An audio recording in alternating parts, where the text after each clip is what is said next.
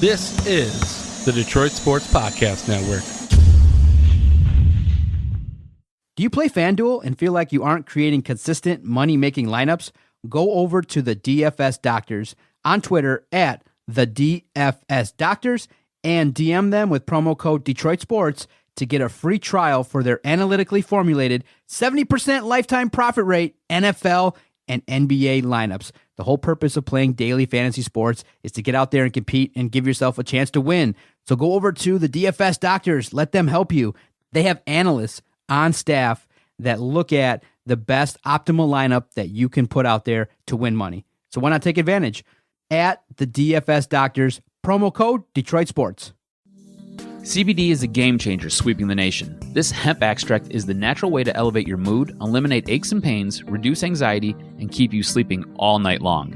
It can even cut your workout recovery time in half.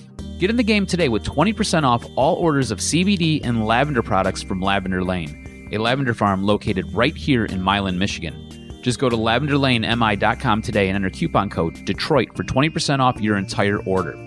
Guys, look, these amazing products are infused with calming lavender to maximize their effectiveness, meaning your CBD items only take minutes to take effect, which is way quicker than those pills you were about to swallow. On top of it, they are perfect for men and women. Lavender Lane has lab-tested CBD creams, tinctures, and roll-ons that are perfect for any situation, even if you're on the go. Put your health back in your hands by heading over to lavenderlanemi.com and entering coupon code Detroit for 20% off your entire order of CBD and lavender products. What do you have to lose? Your satisfaction is guaranteed or your money back. So if you need lavender gifts for your loved ones or just looking for the natural way to ease your discomfort with CBD, go to lavenderlanemi.com and use coupon code Detroit to unlock these miraculous benefits of CBD and lavender. That's lavenderlanemi.com. And remember, use coupon code DETROIT for 20% off your CBD and lavender products from Michigan's own Lavender Lane. Michigan continues to dominate its biggest and only rival. Next on Michigan Podcast. But there's going to be one team that's going to play solely as a team. No man is more important than the team. No coach is more important than the team. The team, the team, the team. Looks deep for Anthony Clark. Waits for it. Hit. Caught. This is no time for that. In the pocket and a sack. Tim Jamison. Brady gets terrific. Fraser, get it. Touchdown, Knight again. Schultz just before Brazil got him.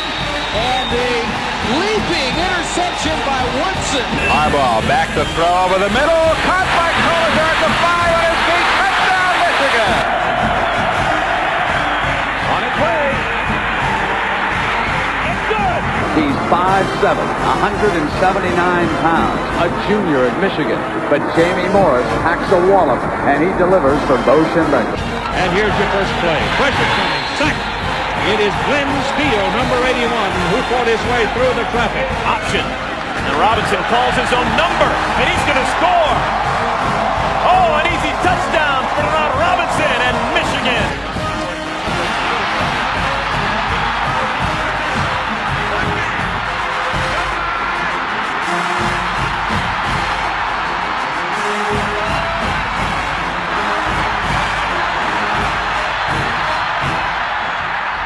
Win it. We're going to win the championship again because we're going to play as a team. And when we play as a team, and the old season is over, you and I know it's going to be Michigan again. Michigan.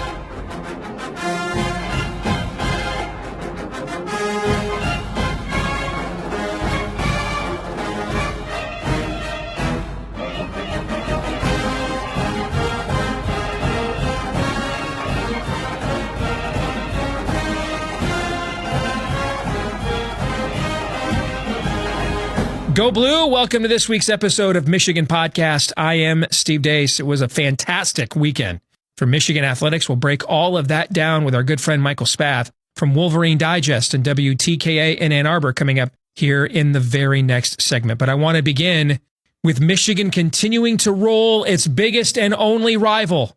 Wait, who did you think I was talking about? Folks, we live in an age of wonders where people can just deny reality, even when it's staring them right in the face, if not the mirror, and just declare their own reality because it's what they want or what they desire. I'd like to get a piece of that. So I'm taking one, a big, heaping green and white piece of it, as a matter of fact, because Michigan continues to dominate, at least as far as I am concerned, its biggest and only rival in Michigan State. Remember that Mel Tucker hire was gonna change things. Oh, and they gave him that huge assistant coach salary pool. Oh, yes. Yes, that was going to change. That was going to change the, 44-10, I believe was the final score back in November in Ann Arbor. Well, so far with that, one of the highest in the country salary pools, he has managed to hire the current Mark D'Antonio staff, a former Michigan State player who was coaching in high school, and 2 of his own assistants at Colorado. So there's that. Then there's hockey, where Michigan again beat Michigan State, swept them over the weekend, including winning the duel in the D on President's Day. Again, more domination over our biggest and only rival, Sparty. Michigan basketball a week ago, punking Tom Izzo, pretended to not even know who Isaiah Livers was. And don't look now, but depending on how Michigan finishes, Juwan Howard could potentially finish ahead of Tom Izzo in the Big Ten standings in year 1. And those 5-star recruits haven't even arrived yet. How many 5 stars is Michigan State getting? How about Foster Lawyer? Man, does he have a purpose other than just bouncing off of guys? I mean, man, what are y'all going to do when Cassius Winston, Xavier Tillman move on? I know what we're going to do. We're going to bring in a couple 5 stars, a couple high 4 stars, bring back a good portion of these guys from this year's team. That's what we're going to do. But man, isn't it great dominating a rivalry? It's great, especially when you only have one rival and it's your biggest rival, and you're dominating them in multiple sports. And you know, the previous football coach stayed too long, strip mined the program on his way out the door, and you end up hiring a guy that had to lie to his own alumni and nobody else wanted to hire. It's a good time. Then you even throw in, stuff that, a lot of times we don't pay attention to, but we should pay more attention to. I mean, you look at Michigan baseball, number 1 in the country right now. We'll get into that with Michael Spath here in a little bit. Michigan softball off to a great start. I thought they might be ranked number 1 in the country too, given the amount of ranked teams they've already defeated this season.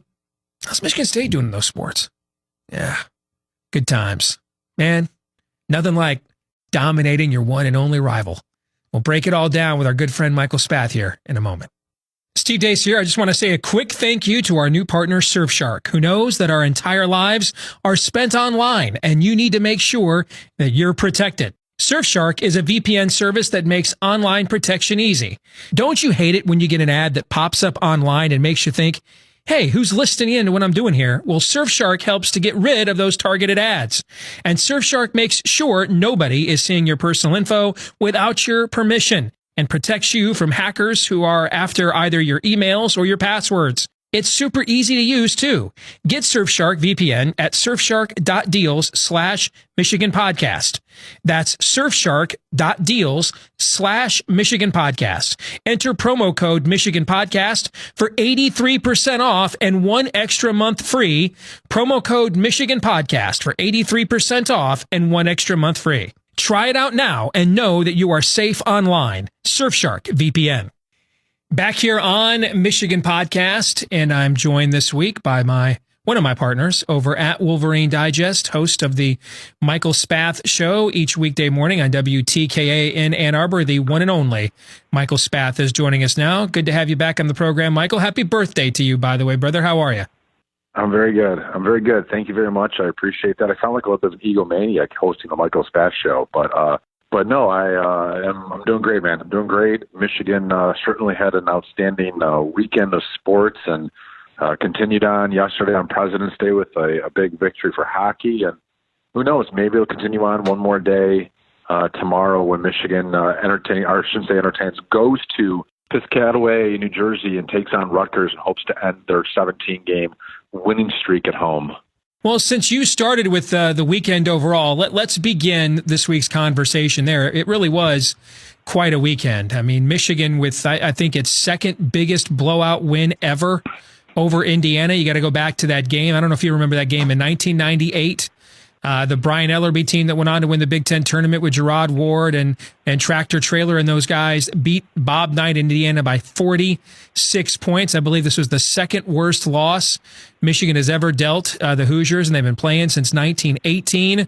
And it was an offensive clinic. And when you looked at the ball movement and the shot making, Michael, it looked like what we saw for 3 days in the Bahamas. Now, the question is, was that because Indiana, for reasons only Archie Miller knows, decided to hard edge on those ball screens and just let Xavier Simpson destroy him off the dribble? Was it because Michigan is really clicking now with Isaiah Livers fully back in the lineup, or a little bit of both?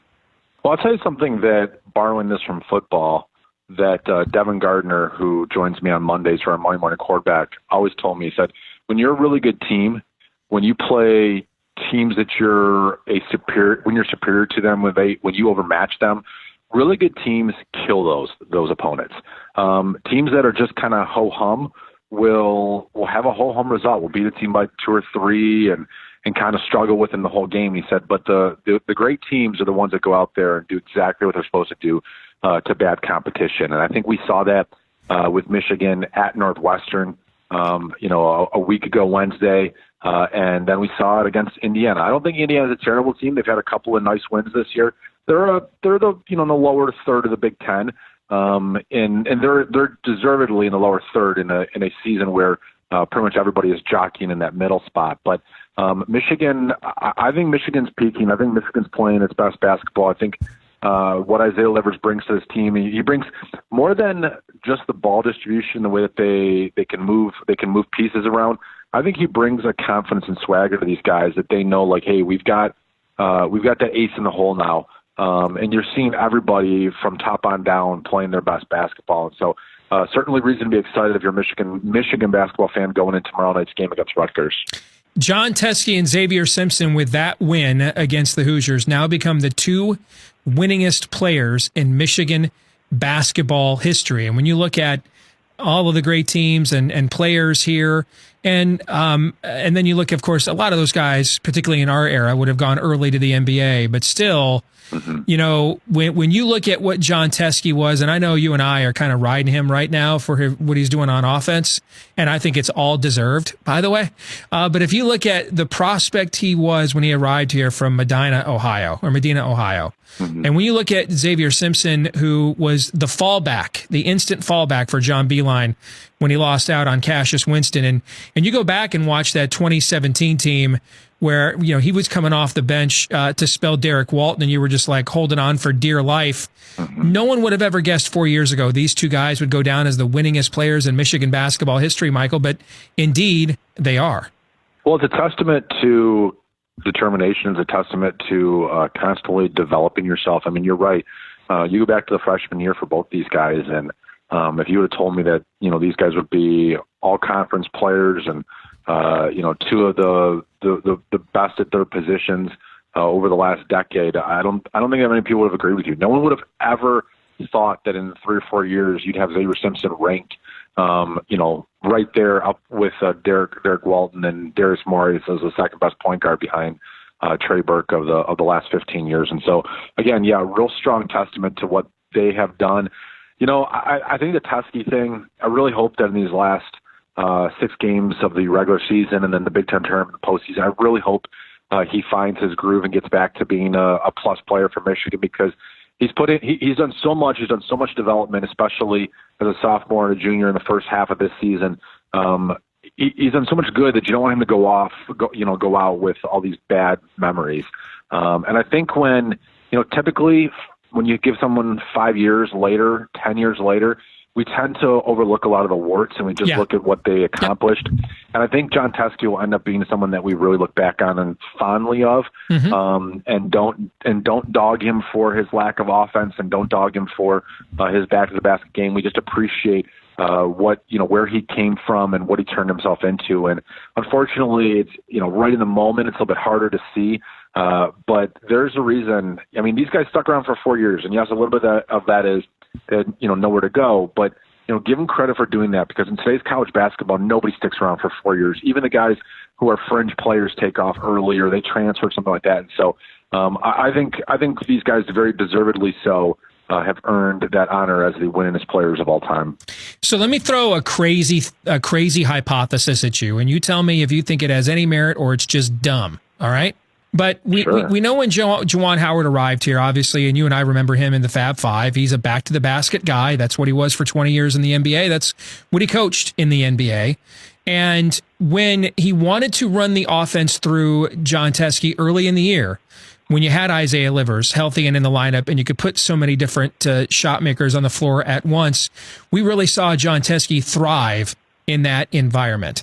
And then once Livers got hurt and was gone for basically a month, and now you're not just running the offense through John Teskey, meaning the ball is going inside out, but that you need him now to be one of your primary scorers now. And that's where we're seeing the dribble, backing you in, and then he doesn't have the touch or whatever, or fade away, and he can't finish at the rim that has marked his last few weeks. We haven't seen that much since Isaiah Livers came back. So I've got a crazy theory here.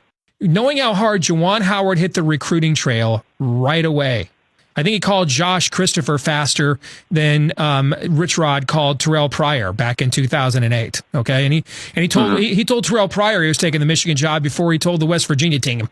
All right, so is it possible that the reason we saw the offense featuring John Teskey early on is because Juwan Howard wanted to send a message to the Isaiah Todds, Hunter Dickinsons, Walker Kesslers, who ended up going to North Carolina. But he wanted to send a message to those big men that he wanted to recruit right away, and that it was never really intended for this to go long term. But then Isaiah Livers got hurt. Their scoring options were limited. Brandon Johns was still developing. And now that Isaiah Livers is back, we're seeing a lot more of the kind of offense we saw early in the season where, it is going down to John Teskey, but if he can't immediately turn around and make a move, we're not even seeing him take those threes now, even when he's open. So how much of this do you think was that this was also simultaneously a recruiting video as it was coaching the team early on? I think that's a really good theory, but I've actually been told a different one. So I'm going to kind of blow yours out of the water. That's okay. Steve. That's all right. But that's okay. I was speaking to someone recently who works for the basketball team, and I said, man, they've got to stop throwing the ball down low and having Teskey take the first 2 shots or the 5 in the first 8, like we saw. I think it might have been against Michigan State where he took 5 of the first. No, it was against Northwestern. It was Northwestern. He was 0 for 5. Yeah. Yeah, and thankfully they were playing Northwestern, so they're only down 8-4 at the first time out. And I said, man, what is that? I'm like, why did Juwan try to turn him into a back-to-the-basket player? And he said, honestly, because early on in the season or before the season when they had their conversations, Juwan asked John Teskey what his goals were, and one of them was to play in the NBA. And he looked at his game, and he looked at it and said, look, I mean, while big men are much more likely to be face-the-basket type players in the NBA, and they're especially outside shooters, he said, if he's going to make it in the NBA as a 7-1 center with his level of athleticism, he's got to be someone that can score down low and not have to rely on just pick and roll and pick and roll and pick and roll and pick and pop. And he's like, he's got to be able to do something else. And so I think they put that back to the basket game in, hoping that he was going to develop that throughout the season and showcase to NBA scouts that, hey, if you throw the ball down low to me, we don't need to do it 15 times a game, but 5 to 8 times a game, I'm going to be able to make a move and score 60% of these shots and provide an offensive presence down low, and then I can still go out there and shoot a 30% clip from three-point land. Unfortunately, it's completely gone the other way, and he hasn't shown an ability to do it at all. So I think that's the biggest reason why he decided to do it. It probably has something to do with a little bit with the recruiting aspect of it too, and just showcasing those guys like, hey, we're going to feature the low post man. But I think a lot of it just had to do with John Tuskey's aspirations and Juwan Howard saying, hey, I mean, this is what I did in the NBA. And while doesn't figure prominently in the NBA anymore, I can help someone like John Tuskey develop that for his potential to play on the next level. All right, let's fast forward ahead then. Michigan is 20-7 in the month of February since 2017. And the reason why that's noteworthy is, a lot of these conferences, including the Big Ten, are backlogging, conference tilts to get the higher hyped matchups later in the season. And so you're full bore into conference play. And there's not too many gimmies in the Big Ten the last few years. And so Michigan has thrived this time of year. We're seeing it now in Juwan Howard's first season, just like we saw the last few years under John Beilein. But when you look ahead, beginning Wednesday with Rutgers, Michigan only has one game left that is not a quad one game. And that's not unique, by the way, in the Big Ten. I mean, you look at Indiana's schedule, Iowa's schedule, almost everybody left in the Big Ten only has like one more game left that's not a quad one game. So where are they at right now from an NCAA tournament perspective, in your view? How many more wins do you think they need to here's the question with that too, because whenever that gets asked, remember, the committee is not choosing teams in a vacuum. They're not choosing they're not choosing the best at-large teams, but the most deserving, how they measure up against one another. So where do you think Michigan needs to be going into Indianapolis in the Big Ten tournament, Michael, so that they're automatically in? They're not being compared with anybody else in terms of being a selection, but being seeded. Do you think 2 more wins, 18 would do it? 3 more, 19? What do you think? I think 2 more wins, and they're absolutely in the NCAA tournament, regardless of what they do in the Big Ten tournament. I think if you if you were to go 2-5 in your last 7, including the first game of the Big Ten tournament, it would not look good. But 2 more wins on this schedule, and I think they're in a good place. If they go 3-3 in these next 6, going into the Big Ten tournament, they can get one. They can win both of their home games that they have left, and they can steal one on the road. Probably, Purdue or maybe Rutgers on Wednesday night. Ohio State presents an opportunity, although Ohio State's been playing, better basketball of late. They can get a 3-3 record.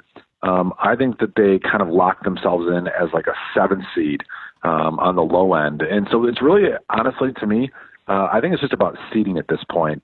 I don't think unless Michigan were just completely drop the ball, go 1-5, and then lose their first game in the Big Ten tournament, I think it's all about seeding. I think at the low end, Michigan's a 9 seed. I think at the high end, you give me like a 5-1 mark and win a game in the Big Ten tournament, they could probably get up to a 5 seed. But they're kind of probably in that 7-6 seed. I think they want to stay away from the 8-9 matchup because that second round matchup was against the number 1 seed. And while there's, they say there's a lot of parity in college basketball, I do think that the teams vying for number 1 seeds right now all look pretty good. Although I'd love to get San Diego State in a second round matchup. But yeah, I think you can, if you can win out of these next 7 games, you're guaranteed 7. You got 6 regular season, 1 Big Ten tournament. So these next 7 games, you give me 3 wins from Michigan in those 7, and I think you're probably at worst an 8 seed, maybe a 7 seed. You go 4-3, I think you're a 7. You go 5-2, and I think you're a 6 seed, and maybe even higher than that. And so I think Michigan's in a good spot, and I think as long as Isaiah Livers is healthy, which I know that Brandon Brown right now is at media availability, and I'd be curious what Juwan Howard is saying about Isaiah Livers. As long as he's healthy, I think this team really has extremely high potential the rest of the way. I could see Michigan moving up a full seed line because of Isaiah Livers' injury, depending on how they finish, because their body of work, even down to points allowed, points per possession, it is a totally different basketball team. Their statistical profile, it's 2 different teams with him in and not in the lineup. Which kind of brings us, I guess, in a way to hockey, because when I hear you talking about Michigan getting up to a 5 seed, I'd rather be a 6 seed. Because I think I think it's a weak slate of number 1 seeds, which means I think it's a really weak slate of 2 and 3 seeds this year in the NCAA tournament. Yeah. And I think hockey's kind of in a similar thing where, yeah, maybe listen, if you can win a Big Ten title, particularly with the way they started, you take it, right? You do. But, you know, with the pairwise rankings and their version of the RPI and everything else, that convoluted system, they might even be better off finishing second in the Big Ten, beating up on Wisconsin a couple of times in that opening round of the Big Ten tournament and helping their NCAA tournament profile. So is this kind of a repeat of what we saw in 2018? They started even worse than they did in 2018. But remember, that team got off to a slow start, then went on an incredible run after the first of the year, all the way to the Frozen Four. Could we see this year's Michigan hockey team repeat that? I think when you get to the NCAA tournament in college hockey, anything is possible. I mean, we've seen, not this past year, but, for a 3-year stretch, I believe, a 4 seed, which there's only 16 teams in the NCAA tournament, so a 4 seed is as low as you go. That's like a 16 seed in the basketball. We saw 3 straight years of the 4 seed win the NCAA tournament and upset a number 1 team en route to get there. So, yeah, I think anything is possible if you can get in. And I really like the way this team is playing. I mean, Strauss-Mann, if you watch Monday night's game against Michigan State for the duel in the D, he was outstanding in the second period. He made a couple of saves that I don't watch SportsCenter anymore, but they had to have been SportsCenter, top 10, because as good as you're going to see him diving across the crease and throwing his stick out there and his stick swatting it away as the puck is clearly going in the net. So he's playing at a really high level. They're getting great defensive play overall, and their offense has come alive. And you could see it, but they're not in the NCAA tournament right now. I mean, as hot as they've been, 8-1-1 over the last 10, they have considerable work still to do. They got to win 3 out of their final 4 games. So that means either sweeping Notre Dame or sweeping Minnesota and splitting with the other team. And then they need to take a first-round series. I agree with you. I think they'd almost be better off if they go 3-1 their next 4. Depending on what Minnesota does, I think they'd be, if they finish as the 2 seed, and then they got Wisconsin in that opening round and took them in 2 games, and I think they'd be a lock to go into the tournament. I don't know if they need to get up to a 3 seed, although it's obviously a little bit more ideal. I think they just got to avoid North Dakota. North Dakota is the best team in college hockey this year. And as long as they're not the 16 seed and North Dakota is the 1 seed overall, they should be in a really good place. But it's been fun to watch the second half of the season. I know we'll have Mel Pearson on the show on Wednesday to talk about it, and looking forward to getting his thoughts on why this team is playing as well as it is. But to sweep Michigan State in hockey on Friday and then Monday, coupled with the fact that they beat Michigan State in basketball just 2 weeks ago, it's been a nice little run here for the Maize and Blue over their in-state rival. And then finally, we've got to discuss if for no other reason that it just turns our thoughts to warmer weather, hopefully just around the corner. But baseball and softball, with the weekends or the starts that they have had, Michigan baseball ranked number 1 for the first time in over 40 years, for the first time ever in Baseball America magazine. I cannot remember the last time a Big Ten team was ever ranked number 1 in college baseball, but beating Vanderbilt, ranked number 1, Arizona State ranked number 3. Hey, that win over Cal Poly is legit, because Cal Poly also beat Vanderbilt too. Had a bit of a letdown effort against UConn, but with that kind of a start, off ranked number 1 after being in the preseason top 10 after last year's run all the way to Omaha in the final game of the College World Series. The Michigan softball team, I was kind of surprised they only went up to number 6 given the start that they have had. They've beaten several ranked teams already as well. So it could be a pretty fun spring and summer there around your neck of the woods. And I would not rule out, I know it sounds nuts, but I wouldn't rule out both of those teams hosting super regionals, given how strong they have started, what their non-conference resumes look like. And if they were to both be strong in the Big Ten, I mean, that would be absolutely insane if that were to happen, Mike. Well, I'll tell you what, I remember when Michigan baseball hosted a regional during the Rich Maloney era, and it was as exciting as a time as Ann Arbor has seen in the spring.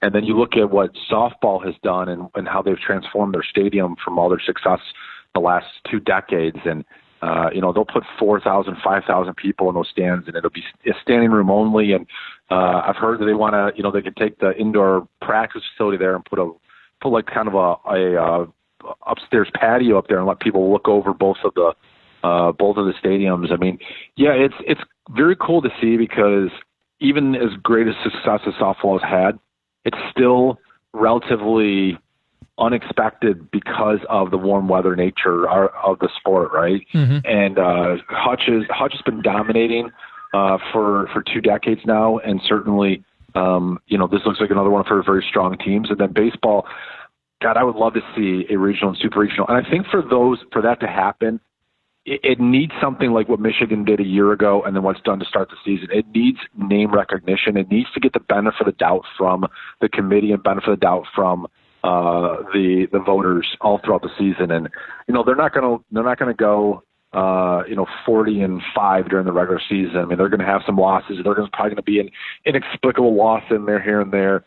Like you said, the game against UConn, and I was talking to one of their coaches, and he said, look, by that point, we're on our fourth pitcher. We don't really know, or so early in the season, who your number 4 pitcher is. And so he's like, it just kind of got away from us pretty early on. And that's going to happen when you don't get, a ton of time with these guys to really prepare them. But it's incredibly exciting. And I think the other thing that it did with them beating those 3 teams and rising to number 1 is it immediately recaptured the fan base. I asked this question last week, how many people were planning on watching or paying attention to baseball early on, and a lot of people said, hey, it was really cool what they did, and I'll come pay attention in April or something like that. And then they get up to number 1, and it seemed like overnight, all the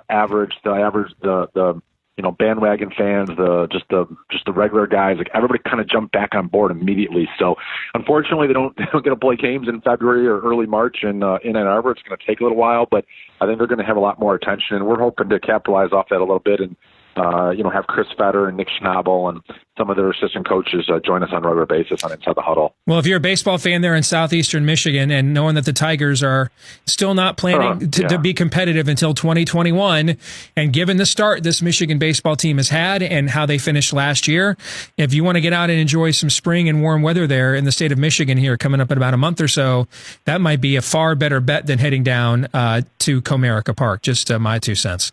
Michael, good to have you with us as always, man. Happy birthday again, and we'll talk to you next week. Okay, sounds good. Thanks, guys. Take care. Don't forget, you can stay up to date with everything we talk about here on Michigan Podcast in between episodes by visiting our website at WolverineDigest.com. Again, that's WolverineDigest.com. Myself, Michael Spath, and Brandon Brown keep you up to date each and every day on everything trending and happening with the Maize and Blue. So again, if you want to stay up to date on those Michigan Wolverines, go to WolverineDigest.com. Again, that's WolverineDigest.com. This week's Twitter poll, we asked you, do you think John Beilein regrets leaving Michigan for the NBA? 79% of you said yes. And a quick commentary on that. I mean, I love Coach B, and he did a tremendous job here. But this is going to go down as one of the worst and most reactionary basketball coaching decisions in recent memory. You leave a program you have humming. You've got it humming right now. I mean, you are the basketball Bo Schembechler. You are canonized. And you're so frustrated by the likes of Jordan Poole that you decide to leave and go coach in a league full of Jordan Pooles and for one of the worst franchises and owners in that league. And the only thing that he's made any news whatsoever in his first year until now, when the reports came out that he may not survive the season, and if he does, he's a one and done, pardon the pun, is you've got to defend yourself against unintended racism charges. I mean, that's just, man, the grass isn't always greener on the other side of the septic tank, man. You know what I'm saying? So, I mean, sometimes, and don't get me, Stevie's making all that money. He was a multi-millionaire at Michigan, making over $4 million a year, guys. I mean, over the course of the 13 years he coached here, he probably made $25 million. John Beilein wasn't wondering where his next meal was coming from. John Beilein wasn't like, man, I wish I could take my wife on a cruise. Okay, he was a multi-millionaire. And it just goes to show that chasing the lights and the next level isn't always what it's cracked up to be. Just really sad for Coach B and the way that whole thing has turned out. But I will take least surprising news ever for $1,000, Alex. I mean, if you really thought this ever was going to work, you haven't watched the NBA for more than 10 minutes in your life.